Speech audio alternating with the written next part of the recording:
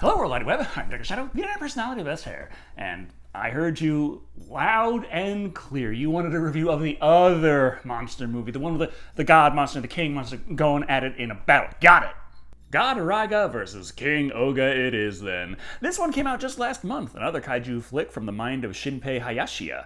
This makes this the third movie in the Reigo/Raiga saga, and the fourth kaiju flick from Shinpei that I know about. And also the first one he's made that doesn't have Yukijiro Hotaru in it. Damn, I was hoping I could make a summer special on that guy.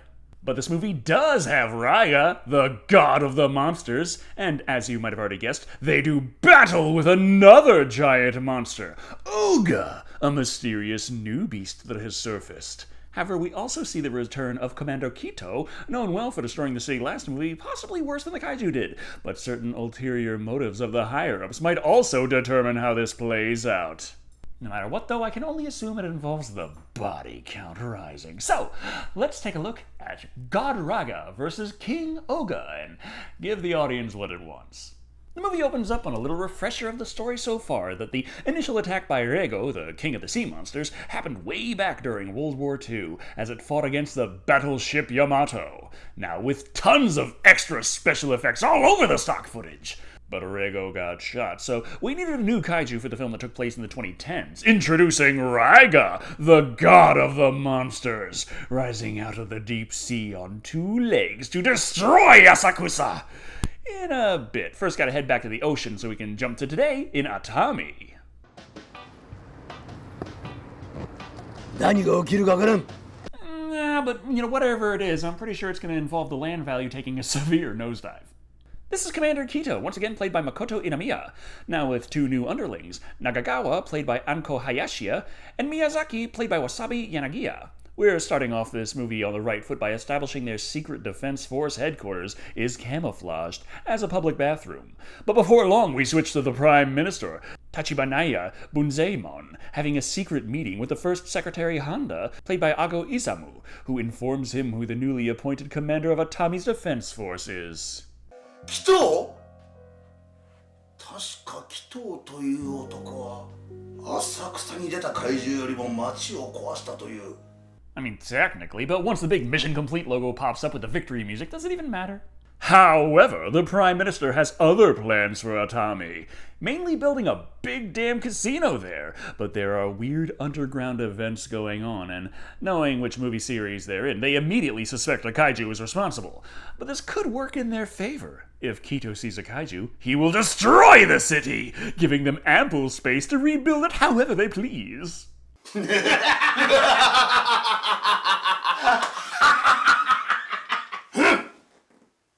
be fair, this is how I assume most government meetings transpire. But then we see...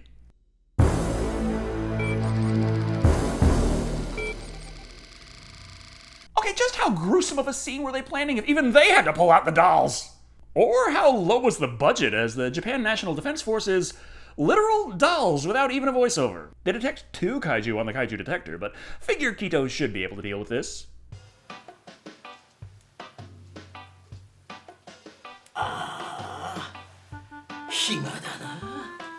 Probably because they don't have security cameras in the bathroom base. All the news they have of current goings-on are no more than hot springs and fireworks. Oh well, no time to play grab-ass, but instead, reminisce. 指令は浅草で怪獣に負けちゃったんですよね。前にも言ったろ俺は負けたんじゃねえ上から止められたんだ It's one of those damn missions where they have you defeat every single monster on the map. You're not allowed to win unless you do, but then, right after you do, hey guys, it's too hard, let's all retreat, mission complete. Besides, when you fight kaiju, cities get destroyed. That's just what happens. But wait! We suddenly shift over to the Japan Rail's Shinkansen to watch it be horribly destroyed by a new kaiju! And I do mean horribly. These effects are a clear step down from last time. Anyway, as the heroes hide, musing over if this tremor was a kaiju emerging or just some boring earthquake, they get word that, yeah, probably earthquake, so it's time to go see fireworks, which means Nagakawa gets all dressed up just to hear about how the Shinkansen was attacked by a kaiju!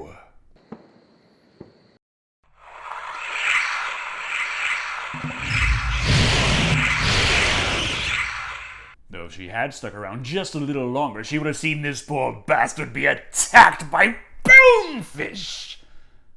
Well, in this movie, they don't call them bonefish. They don't call them devilfish either. They're skeleton fish. I guess next time they can be horny fish. Oh, wait, no.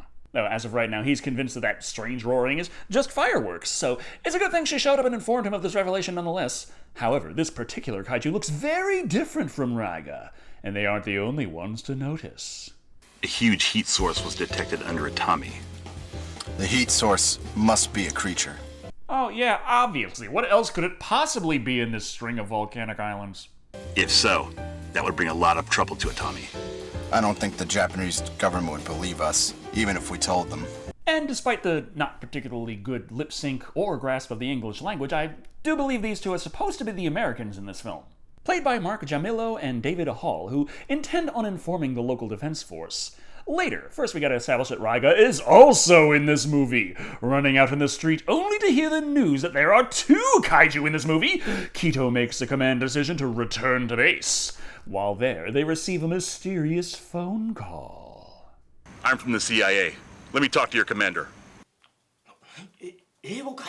But of course, we have to take into account that the Americans weren't expecting on running into a situation where people just weren't able to speak English. Put your commander on the phone. 何言ってるか分かんないですよ、司令。外国人が何か言ってるんですよ。コーヒーは好きかみたいな。こんな状況で外国人とコーヒーなど飲んでる暇はない。 And while the scope and effects in this movie are a clear step down from Raiga, God of the Monsters, I have to say at least the humor translates a hell of a lot better this time around. The CIA decides to take their handy-dandy Osprey to head to Atami and observe this crisis. Out of focus enough that we probably can't tell it's just a toy. In the meantime, back in HQ.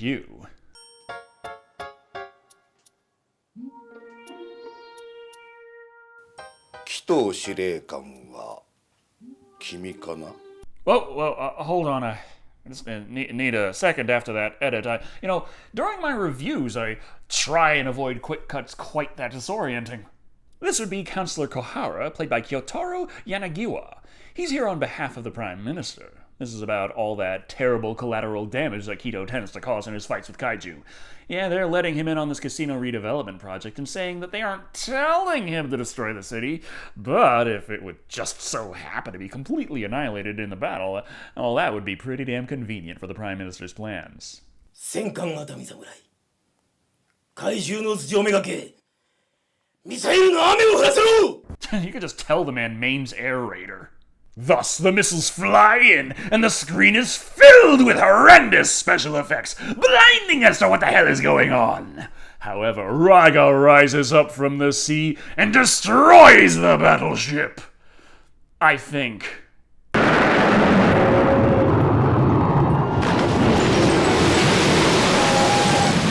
Just checking out. Are we watching a kaiju flick or an acid edit YouTube poop? No time to dwell on that now. We've got 2 more characters to introduce. Colonel Arai, played by Hanji Yanagiwa, and Yoshida, played by Token Sanyunte. Yoshida would be the brother of the kamikaze tank operator tragically killed in the last movie's battle with Raiga under Kito's command. 俺が神風の威力を過信したばかりに。すまん Now, I'm pretty sure it's because you were trying to take out a kaiju with the military. That shit never goes well in these movies. They're not too worried, though, as the kamikaze tank tech has been boosted quite considerably since the last movie, making them certain of their victory. However, the current tank battalion fighting the 4-legged kaiju is covered in Adobe After Effects, which I presume is a bad thing. Never mind that battle, it's time for Raiga to face the new and improved tanks!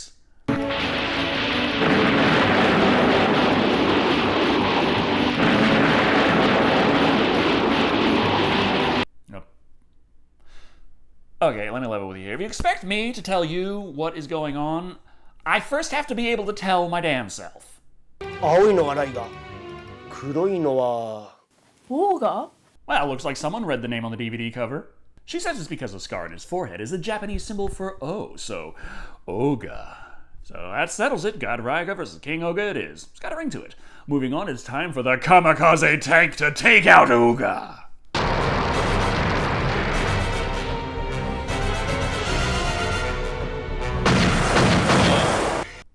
Evidently has telekinetic capabilities. At least in this scene alone. It just made the kamikaze tank look like a toy tank dangling from a string, but that would be silly. Kamikaze changes from ballistic attacks to lightning powers, but that also doesn't do anything to it. So on to the electro-piercing rounds. Later, first we have to introduce 2 more characters.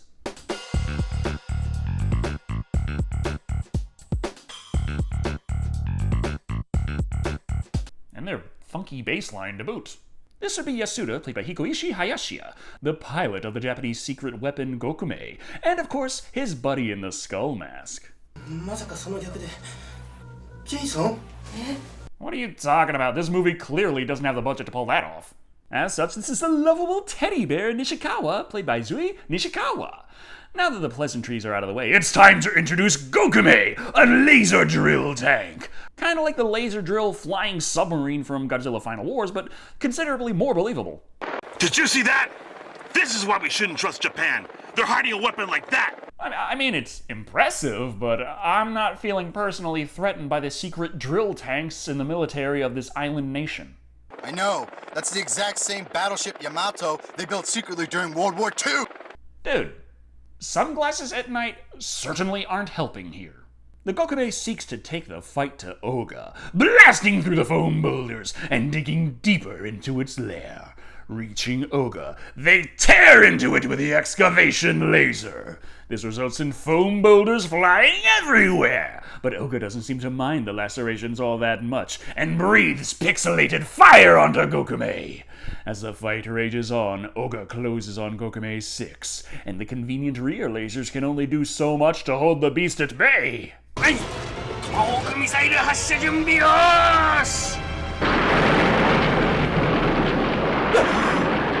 And the body count rises. Too soon? Don't worry, they can continue the assault with... Are those fucking Nerf darts? Well, it can still bother the monsters if they throw enough special effects over it and take out the CIA guys as collateral damage. Nevertheless, the battle continues. More confusing effects abound, and finally, God Raiga faces off against King Ohga.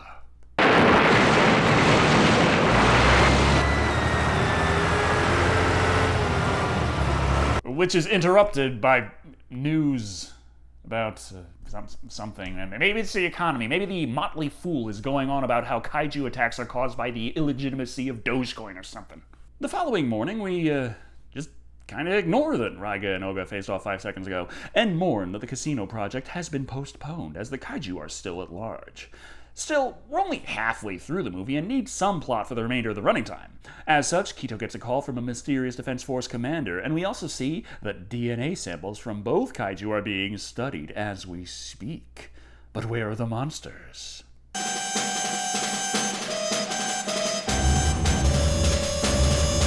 Well, aren't you a doll? This is also a secret headquarters located underneath Tokyo Tower. It's here we meet the Minato Defense Force, which is exclusively made up of women. Kito doesn't much care for the carefree attitude of the ladies, or how they talk down about his experiences in destroying cities that he's supposed to protect. But there is a problem. He can't just say fuck it and leave them to deal with it their damn selves, because of who would be very upset to hear about their commander being abandoned and left to die. お前のとこってなアンベソーリなのか You know, you could turn this around and use that as leverage against him, just saying. But the second in command is also dating his second in command, so damn. And no bother, if there are kaiju to kill, then Kito is in, and they will fight the monsters with an octopus. なんだそのオクトパスってな大きなタコ型戦車よ Okay, who the hell do you have on R&D? Dr. Wily? Even better, their robots and tanks are remote controlled, so we don't need to introduce new characters to kill off in every other scene anymore. With that, the special effects attack once more. Lightning and smoke and completely out of scale fire rages on. Raiga marches on Tokyo and Ohga comes out to meet them. いよいよオクトパスの出番ですね So just skipping past the normal tanks and jets this time? I mean, I'm inflated enough. I'm just saying, just send in one guy with an assault rifle and tell them if the kaiju attacks you, roll to the left. And we get our rundown of the octopus and its capabilities. It's an automated electrical tank running off artificial intelligence. Never mind the incredibly low resolution of its electrical effects. That just means they're even more powerful that the movie can't even process them completely.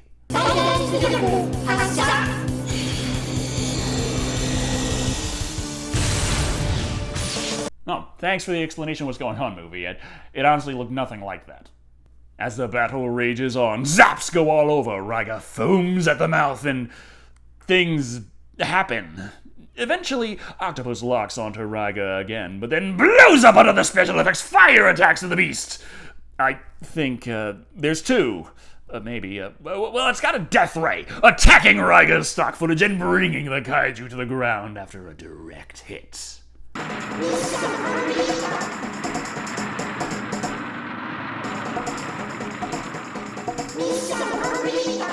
Oh, that's great and all. We still got 20 minutes of movie left and that whole versus thing to do, so... Raiga is not dead! Rising from the rubble once more, Octopus tries to charge up another death ray, but it's too late. Raiga has even worse special effects, destroying Octopus in one confusing hit. Then there are jets and... things... well, whatever they are, they blow up and King Ohga comes out, smashing into the Shinkansen.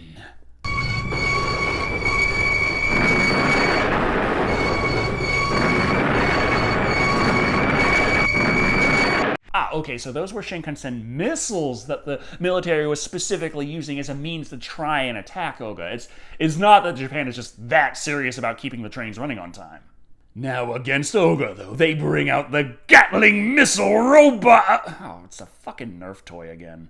Well, everything blows up, and blows up, and blows up! The special effects just keep coming as the toys demand that Kito receive backup, and Kito runs out to take out the beasts himself. But, oh yeah, that backup he was getting. この作戦の成功率はな、ゼロに等しいんだぜ。 Good old optimistic nihilism. Kito plans to take out the kaiju with a plasma photon bomb. So they gotta get close enough and set it, then run like hell, even though the blast radius will probably kill them anyway. 僕たち死ぬんですか？まだ死ぬって決まったわけじゃねえや。 Never underestimate the power of plot armor. Never mind that for now. We have another secret vehicle to introduce, the NI-26 Amphibious Combat Vehicle, a shark-themed RC car they got for the prop department. It zooms in and throws even more special effects at the screen. Good luck making out what the hell is going on, because I stopped trying several scenes ago. But while the battle rages on... Kito is downed, bleeding special effects all over the place. This means that Miyazaki must take the plasma bomb the rest of the way, likely sacrificing himself to save Japan from the kaiju threat. Pushing through the sea of special effects, he plants the bomb and returns. A lot faster than anticipated. 怪獣が怖くて足が動かないんです。それでどうしたんだ。100メートルくらいのところに置いてきました。 Well, Kito, I certainly hope you found your second wind. As they must run! Special effects fill the screen even more! But what's this?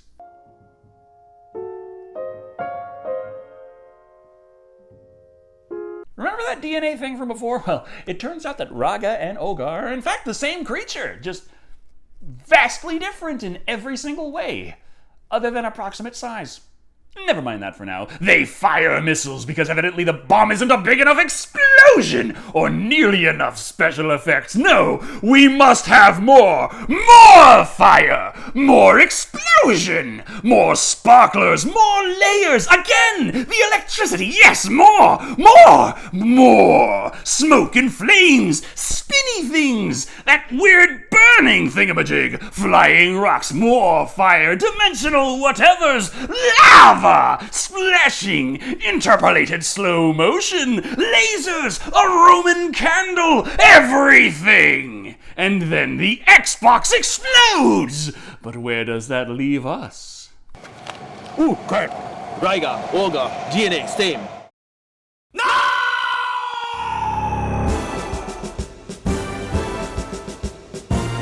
To the end credits? Oh, fuck that. There's like 8 minutes of runtime left. There's definitely a post-credit scene. One that's damn near 5 minutes long, in fact. Surprising no one, hey, that bomb destroyed Raiga and Ohga. Technically. Remember how they have the same DNA? Well, it turns out with enough special effects to crash Adobe, you can end up causing the creatures to merge into an entirely new monster. Kuga, the monster of thunder. And then we spend like 3 more minutes just watching it rampage. I think. It's just the screen filling with the same special effects as the rest of the movie. So, anyway, that was God Raiga versus King Ohga. What the hell happened to the budget? I know that Shinpei Hayashia isn't exactly loaded, and these are more passion projects than anything, but while his works have always been on the lower budget side, Raiga vs. Ohga is notable for being so very low budget that it really detracts from the experience. What I mean is that Reigo was super low budget, and that hurt the production, but we had a decent number of sets, and they gave an honest attempt at presenting Reigo as a serious threat and a somewhat serious storyline. Raiga lent into the unintentional humor of that movie by being a straight-up comedy, but the effects were noticeably better. A real suit, a mini-city to smash, and the CGI was also a marked improvement. Raiga vs. Ohga, however, not only relies heavily on stock footage, it also has far worse effects and uses them oh so goddamn much. The movie becomes honestly hard to watch after a while just because it's so dark and busy at the same time. Ohga's suit was presented mostly in the dark and horribly out of focus, but still managed to look considerably lower quality than Raiga. And let's not even get into Kuga. But beyond the less impressive kaiju on display, the bulk of the story takes place in small rooms with minimal set dressing, often the same room, and when it's not, the design is so similar that it probably is the same room, done up slightly differently for the various locations the film is meant to take place in. We do get a couple of outdoor scenes that manage to mix things up ever so slightly, but they are very few and far between. Still, there is the story to talk about, and that's not bad. We have political intrigue tying into Kito's previous actions and how they relate to the desires of the Prime Minister, the tone of the film still leading to comedy, and the translation being considerably better this time around, and the building threat of the kaiju attacking the various regions of Japan. I really can't complain about anything other than the mysterious absence of Yukijiro Hotaru. At the end of the day, God Raiga vs. King Ohga War of the Monsters is a charming low-budget movie held back by its low budget into being a painful low-budget movie. For fans of the genre, it's not really something you'd want to go out of your way to check out, but for fans of Shinpei Hayashia, it's certainly worth watching at least once, because you guys are probably used to seeing past the rough edges anyway, and this is quite a test of that skill. Coming in at 2 Nerf darts of death out of 5. 2 mainly for the storyline, and well, I guess at this point I am a fan of Shinpei Hayashia. Thank you all for watching. I have been Shado. And remember, no matter how many special effects you throw at it, I can still tell that's stock footage. He's like a shadow. He's like a shadow. He's like a shadow.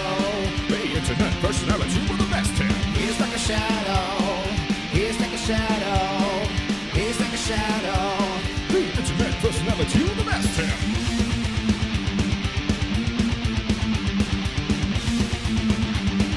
He's like a shadow.